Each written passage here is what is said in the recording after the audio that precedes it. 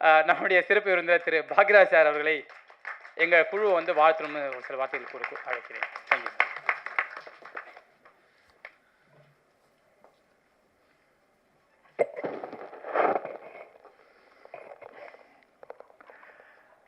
ராபர் திரைப்படத்தினுடைய டெய்லர் விழாவுக்கு வந்திருக்கும் அனைத்து பத்திரிகையாளர் ஊடக நண்பர்கள் எல்லாத்துக்கும் என்னுடைய பணிவான வணக்கம். மற்றும் முன்னால் அமர்ந்துட்டுருக்க படத்து டீம் சம்மந்தப்பட்டவங்க, அப்புறம் சொந்த பந்தங்கள் எல்லாருமே வாழ்த்து வந்திருப்பாங்க. அவங்களுக்கு என்னுடைய பணிவான வணக்கம். அப்புறம் மேலே இருக்கிற என்னுடைய திரையுலகை சேர்ந்த அனைத்து மரியாதைக்குரியவர்களுக்கும் என்னுடைய பணிவான வணக்கத்தை தெரிவிச்சுக்கிறேன். முதல்ல சக்தி ஃபிலிம் ஃபேக்ட்ரி அவருக்கு தான் நன்றி சொல்லணும். ஏன்னா படம் எடுக்கிறது பெருசல்ல, அந்த படத்தை வந்து வெளியே கொண்டு வர்றதுக்கு ஒரு பேக் போன் மாதிரி இருந்து சப்போர்ட் பண்ணோம். ஸோ அவர் இந்த படத்துக்கு அதை செஞ்சுருக்காரு. ஸோ முதல் தயாரிப்பாளருக்கு அவர் இந்த அளவுக்கு செஞ்சது எனக்கு ரொம்ப சந்தோஷமாக இருக்குது. அவருக்கு நன்றி தெரிவிச்சுக்கிறேன். என்னை விட சாந்தனுக்கு தான் நல்லா பழக்கம். அவர் நான் எங்கே இப்படி ஃபங்க்ஷனில் தான் பார்த்துக்கிறேன். மற்றபடி சாந்தன் தான் கோயம்புத்தூரில் அப்பப்போ மீட் பண்ணி பேசிட்டுருவோம். உட்காருங்க சார். நன்றி. அதுக்கப்புறம் கவிதையிலேருந்து தான் ஆரம்பிக்கணும். கவிதை எனக்கு உண்மையிலேயே ஆச்சரியமாக இருந்தது. என்னென்னா அவர் தமிழ் வந்து நான் எப்போவுமே ரொம்ப ரசித்து கவிதை எப்போ தொகுத்து உலகனாலும் அதை சொல்லிக்கிட்டே இருப்பேன். எல்லா இதுலேயும் நம்மக்கிட்ட இல்லாத ஒன்று ரொம்ப சிறப்பாக அவங்க பேசுகிறாங்க. அவளுக்கு இலக்கணம் சுத்தமாக தமிழை வந்து உச்சரிக்கிறாங்களே அப்படின்னு சொல்லிட்டு, எனக்கு இந்த படத்துக்கு அவங்க தயாரிப்பாளர் அப்படிங்கிறது வந்து எனக்கு உண்மையிலே வந்து சொல்கிற வரைக்கும் எனக்கு ஒன்றும் புரியல. அப்படி இங்கே வந்ததுக்கப்புறம் தான் நிறையா ஏற்கனவே ஷார்ட் ஃபில்மெல்லாம் வேறு எடுத்திருக்காங்க அப்படின்னு சொல்லி, ஸோ சின்ன மீன் போட்டெல்லாம் பதம் பார்த்துட்டு தான் அதுக்கப்புறம் இப்போது கமர்ஷியலாக படமே பண்ணலாம் அப்படின்னு முடிவு வந்திருக்காங்க.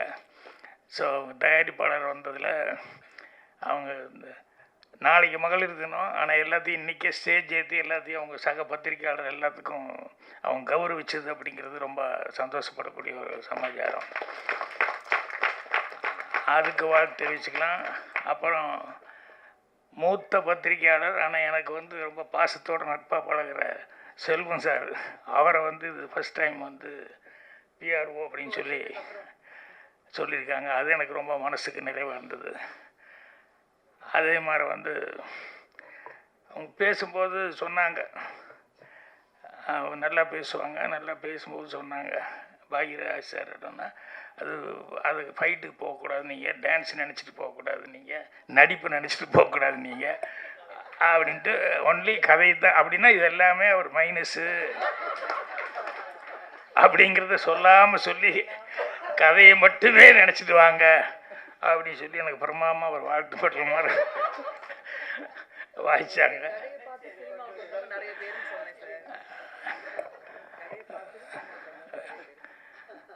ரொம்ப சந்தோஷமாக இருந்தது அவங்க சொல்லும்போது. சரி பரவாயில்ல, அவங்க ஒரு தயாரிப்பாளராகி நமக்கு ஒரு நல்ல மரியாதையாக வருது. அப்புறம் இவ்வளோ நேரம் வரைக்கும் இந்த ஃபங்க்ஷன் போகும்னு நான் நினைக்கல. ஏன்னா அவங்க 3 மணிக்கே அதே கஷ்டம், தேட்டர் கிடைக்காது, அடுத்தடுத்து புக் பண்ணியிருக்காங்க அப்படின்னா. அப்புறம் நானும் பார்த்துக்கிட்டே இருக்கிறேன், எப்படா இன்னும் அடுத்தது யாரோ கூப்பிடுவாங்களே, லைட் ஆஃப் பண்ணுறது அது இதெல்லாம் நடக்க, அடுத்த ஆளு வேறு வந்து உள்ளே வந்துடுவாங்களே அப்படின்னு சொல்லிட்டு அது அப்படியே போயிட்டே இருந்து, சரி பரவாயில்ல ஏதோ கேட்டு வாங்கிட்டாங்க போலுக்கு சந்தர்ப்பம் அப்படின்னு சொல்லிட்டு. அதே மாதிரி வந்து இந்த இன்னொருத்தருக்கு வந்து வாழ்த்து சொல்லணும், சாருக்கு வாழ்த்து சொல்ல மாதிரி ரீஎன்ட்ரி ரொம்ப அவர்கள் அது வந்து தானு சார் சொல்லிட்டு போனார், ரெடியாக இருக்கிறேன், நானெல்லாம் ரெடியாக இருக்கிறேன் வாங்க. ஸோ அந்த மாதிரி இந்த படம் அவங்களுக்கு எல்லாருமே இவ்வளோ தூரம் ஒத்துழைப்பு கொடுத்து பண்ணுறதுக்கு அவங்க கேரக்டர் அதுதான் ரொம்ப முக்கியம். அது வந்து எனக்கு அவங்க கேரக்டர் வந்து எத்தனை பேர் பத்திரிக்கையாளர்லேருந்து எல்லாருமே வந்து சக நண்பர்கள் எவ்வளோ பேர் வந்து சும்மா ஒருத்தர் முன்னுக்கு வர முடியாது. எல்லோரும் ஆணுக்கு பின்னால் தான் பெண்ணுமாங்க, இல்லை இந்த பெண்ணுக்கு பின்னால் பல ஆண்கள் இருக்கிறாங்க நிறைய பேர். அவங்க எல்லாருமே நல்ல விதத்தில் சப்போர்ட் பண்ணியிருக்காங்க. அது எனக்கு ரொம்ப சந்தோஷமாக இருக்குது. அப்புறம் இன்னொருத்தர் இவங்க பிரதர் கார்த்திக், எனக்கு பொறாமையாக இருந்தது. இவர் வந்து அவரை சொல்ல, அவரை உடனே கூப்பிட இது பண்ண அப்படின்னு உட்காருங்க. ஏன்னா எங்கள் அண்ணெல்லாம் பெல்ட் எடுத்துகிட்டே துரத்துவார். சினிமா ட்ராமான்னு சொன்னாலே கோயம்புத்தூரில் சினிமா ட்ராமாவா அப்படின்ட்டு பெருசாக தடி கிடி என்ன இருக்குதோ எல்லாம் எடுத்து துரத்துவாங்க. இதெல்லாம் நம்ம செய்கிற வேலையா அப்படிங்கிற மாதிரி. அப்புறம் நான் சினிமாவுக்கு வந்ததுக்கப்புறம் தான் அக்செப்ட் பண்ணிக்கிட்டாங்க. ஆனால் எனக்கு இப்போ பாருங்கள், தம்பியை கொண்டு வரணும் அப்படிங்கிறதுக்காக வந்து அவர் எந்த அளவுக்கு சப்போர்ட் பண்ணியிருந்தா இதெல்லாம் கொடுப்பினேன். அவங்க ஒரு பெரிய சப்போர்ட்டு, கவிதா ஒரு பெரிய சப்போர்ட்டு. அப்புறம் அந்த மெட்ரோ படத்தில் நான் பார்த்தேன், அதில் கொஞ்சம் ஒரு ஒரு நல்ல ஃபோர்ஸான ஒரு கேரக்டராக வந்து பண்ணியிருப்பார். இங்கே பார்த்தா அதுக்கு சம்மந்தமே இல்லாமல் உட்காந்துருக்கேன். என்னை விட இன்னசென்ட்டாக உட்காந்துருக்கேன். எதுவுமே பேசாத அளவுக்கு சைலண்ட்டாக. நான் வந்ததுலேருந்தே அந்த படத்தில் நான் பார்த்ததே வேறு மாதிரி இருந்தது. இது என்னடா இந்த படத்தில் இப்படி இருக்குது அப்படின்னு. ஸோ உங்களுக்கு உங்கள் பிரதரு சிஸ்டர் எல்லாமே கிடைச்சது உங்களுக்கு ஒரு பெரிய கொடுப்பினை. அப்புறம் இந்த படத்தில் இன்றைக்கி இசை வெளியீட்டு இது டெய்லர் வெளியீட்டு விழாங்கிறதுனால ஜோகன் முதல் கொண்டு கேமராமேன் முதல் கொண்டு இதில் பணியாற்றின எல்லாத்துக்குமே என்னுடைய வாழ்த்துக்களை வந்து தெரிவிச்சுக்கிறேன். இது இம்ப்ரெஸ் அப்படின்னு சொல்லி கம்பெனி, இம்ப்ரெஸ் ஃபிலிம் ஃபேக்ட்ரி அப்படின்னாங்க. டைட்டில் ரொம்ப இம்ப்ரெஸ்ஸாக தான் இருக்குது. நல்லா ராபர் அப்படின்னு சொல்லி சொல்லக்கூடியது.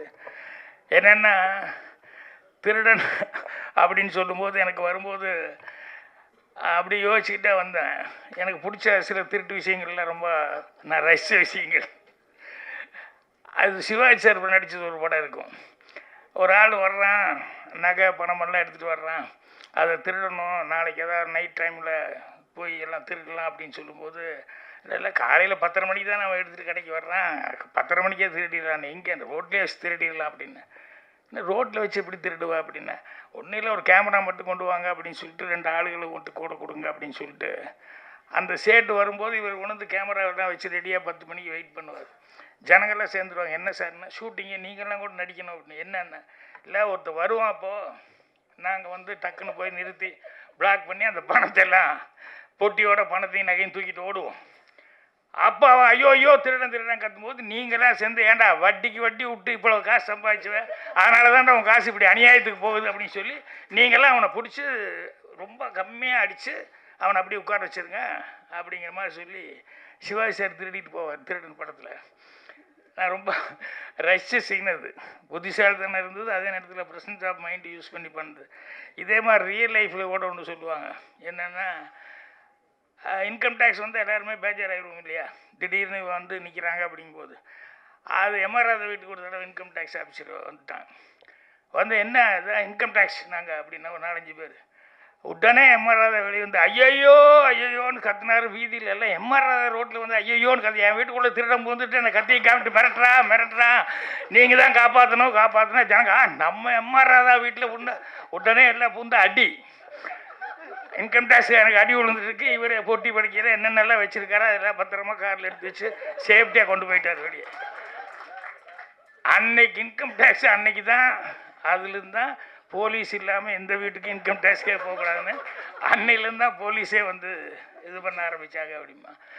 அந்த மாதிரி திருடர்கள் அப்படின்னு சொன்னோம்னா அதுக்கு ஒரு பிரெயின் வேணும், வித்தியாசமாக என்ன திருடலாம் அப்படின்னு சொல்லிட்டு. அப்போ நானே நினச்சி பார்த்துக்குவேன். என்னென்னா இந்த முதல்ல திருடுறவன் வந்து அவன் கெட்டிக்காரத்தனம், என்ன எவ்வளோ சேஃப்டியாக வைக்க முடியுமோ எல்லாமே சேஃப்டியாக வச்சுருப்பாங்க. ஆனால் இவன் மைண்டு வந்து ரொம்ப பிரமாதமாக அதை யூஸ் பண்ணி எப்படா அதை திருடிட்டு போகிறது அப்படின்னு சொல்லிட்டு ரொம்ப பிளான் பண்ணி கரெக்டாக போய் இவன் வந்து அடிச்சுட்டு போயிடுவான். அப்புறம் போலீஸ்காரர் வருவான். அவன் வந்து எப்படி நின்று பார்ப்பான், எந்த வழியாக உள்ளே வந்திருக்க முடியும், எப்படி வந்திருக்கணும், ரேகையெல்லாம் போகிறதுக்கு முன்னாடியே அது பழக்கமானவனா இல்லை புதுசாக திருடுறவனா அப்படின்னு சொல்லி பார்த்துட்டு இவனை வந்து போலீஸ்காரன் வந்து கரெக்டாக அவன் ரூட்டை கண்டுபிடிச்சி இவன் போய் அரெஸ்ட் பண்ணுவான். ஸோ அது இதை விட பெரிய திருடுறவனை விட பிரெயினுங்கிறது வந்து போலீஸ்காரனுக்கு. அதுக்கப்புறம் இது கோர்ட்டுக்கு வரும். அது லாயர் கேட்டுக்குவார். கேட்டு என்னென்னா அவன் திருடினேன் அப்படின்னு. ஓகே. அப்புறம் போலீஸ் இப்படி பிடிச்சாங்க, இல்லை மர்டர் கேஸ் ஏதோ ஒன்றை பிடிச்சாங்க. உடனே அந்த லாயர் இவன் இப்படி திருடினா போலீஸ் இப்படி கேஸ் போட்டிருப்பான், இவன் இப்படி பண்ணியிருப்பான் அப்படி பண்ணியிருப்பான், ரெண்டையும் கேட்டுட்டு இப்படி நடக்கவே இல்லை அப்படின்னு சொல்லிட்டு அந்த கேஸே உல்ட்டா பண்ணி விட்ருவாங்க. சில நேரங்களில் அந்த லாயரு பண்ணுறது இருக்க, இந்த திருட மூளையை விட போலீஸ்காரன் விட அவங்க இன்னும் கிரிமினல் மூளை. லாயருக்கு தப்பாக நினச்சக்கூடாது, ஜெயிச்சுக்கிறதுக்காக சொல்ல வரேன். என்னென்னா ஒருத்தர் திருடிட்டான், இது அருவாள் வெட்டிட்டான்னு சொன்னோன்னே கைப்பிடியாக பிடிச்சிட்டாங்க, அருவாள்லாம் இருக்குது. அப்புறம் அவங்ககிட்ட போய் கேட்கும்போது வந்து எனக்கு எவ்வளோ பணம் கொடுக்குறீங்க அப்படின்னு லாயர் கேட்டார். அவர் 5 லட்சம் கொடுத்தா, இல்லைங்க கைப்பிடியாக பிடிச்சிட்டாங்க, இப்படி காப்பாற்ற. நான் காப்பாற்றுறியா, நீ நாளைக்கு காப்பாற்றிடுறேன், நான் வெளியே கொண்டு வந்துடுறேன், ஒரு 5 லட்சம் கொடுக்குறியா 10 லட்சம் கொடுக்குறியான்னு சொல்லி பேசிட்டாரு. அப்புறம் போனார். அடுத்த நாள் வந்து என்னென்னா கோர்ட்டில் வந்து கூப்பிட்டு இது மாதிரி அருவாள் வெட்டின அருவாள் பார்த்தவங்கலாம் இருக்காங்க, வெட்டின அருவாள் இருக்குது அப்படின்னு உடனே இந்த லாயர் அருவாளுக்கு வெட்டின அருவாளில் கத்தி இருக்காது, ரத்தம் இருக்குது, எல்லாம் ஓகே யுவர் ஆனர், அதை போய் அந்த அருவாளை எடுத்துகிட்டு போய் கொஞ்சம் நேரத்துலேயே இந்த ஃபாரன்சிக் மாதிரி ஆளு இருப்பாங்க இல்லையா, இந்த பிளட்டை செக் பண்ணி அதை முதல்ல செக் பண்ணிட்டு வர சொல்லுங்கன்னு. அதை போய் செக் பண்ணிட்டு வந்து அது ஆட்டு ரத்தம் அப்படின்ட்டான். என்னன்னா இவர் முதல் நாளே போலீஸில் போய் ஆளை பிடிச்சி அவனுக்கு ஒரு 1 லட்ச ரூபாய்க்கு கொடுத்து அந்த அருவாளை வாங்கிட்டு வந்து அதை போய் க்ளீன் பண்ணி நல்லா கரெக்ட் பண்ணிவிட்டு ஆட்டு ரத்தத்தை எடுத்து அதில் பூசிட்டு கொண்டு வந்து சத்தமெல்லாம் மறுபடியும் உள்ளே வைக்க சொல்லிட்டாரு. ஸோ லாயருடைய புத்திசாலித்தனம் எப்படிங்கிறது பாருங்கள். அது எப்படி எடுத்துக்கலாம், கிரிமினல் மைண்டு எடுத்துக்கலாம், புத்திசாலித்தனமான மைண்டுன்னு எடுத்துக்கலாம். ஆனால் இது போலீஸ் திருடன் தாண்டினது போலீஸுடைய மைண்டு, போலீஸை தாண்டி லாயரனுடைய ஒரு மைண்டு. இது எல்லாத்த விட மோசமான ஒரு மைண்டு இருக்குது, ரொம்ப கிரிமினலான மைண்டு. அவங்க யாருன்னா ரைட்டர், நம்ம அனந்தகிருஷ்ண மாதிரி என்ன மாதிரி. என்ன அப்படின்னா இது எல்லாத்தையும் கிரியேட் பண்ணுறது யார்? ஒரு கதைக்கு வேணும்னா திருடன் நம்ம தான் கிரியேட் பண்ணணும், அதை எப்படி போலீஸ்காரை கண்டுபிடிக்கிறான் அப்படிங்கிறதையும் நம்ம தான் கிரியேட் பண்ணணும். லாயர் கேரக்டர் வந்ததுனால அதை உடைக்கிறதுக்கு லாயருக்கு உண்டான மூளை, அதுக்கு உண்டான டைலாக் அதெல்லாம் போடுறதும் நம்ம தான் பண்ணணும்.